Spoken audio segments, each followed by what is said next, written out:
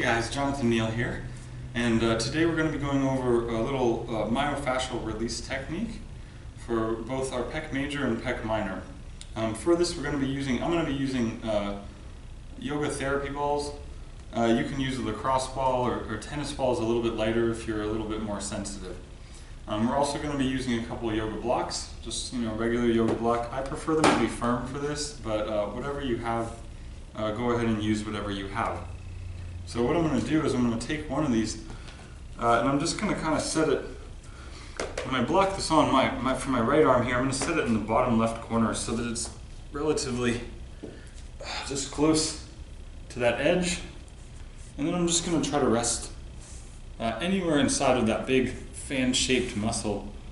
I usually find most of the adhesions in my body are closer to that top corner just before it hits the delt. But you also want to be, when you're rolling on these things, you want to be careful that you're not rolling up and putting direct pressure too much on your shoulder joint. So you want to keep it in the pec, but again, I usually find it in that top kind of triangle area.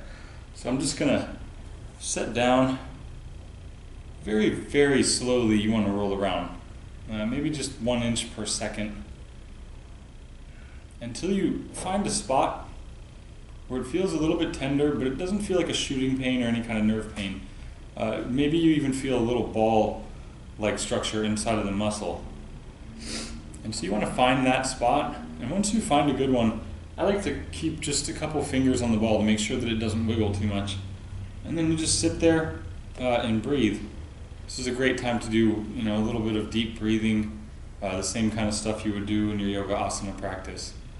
In fact, I incorporate, when I do yoga for myself, I incorporate this in there. Because if we don't break up these adhesions, we're going to end up, even if with all the static stretching, all the yoga poses and everything else that we do, we're never going to get into those areas. And sometimes, static stretching a muscle that has a lot of adhesions without breaking those up first can sometimes cause more harm than good. So we want to make sure that we get on this.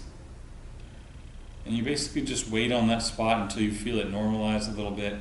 A lot of the books say it'll go down by anywhere from 50 to 60%, whatever that means to you. You just want to feel some kind of change, but make sure it's not just because you rolled off.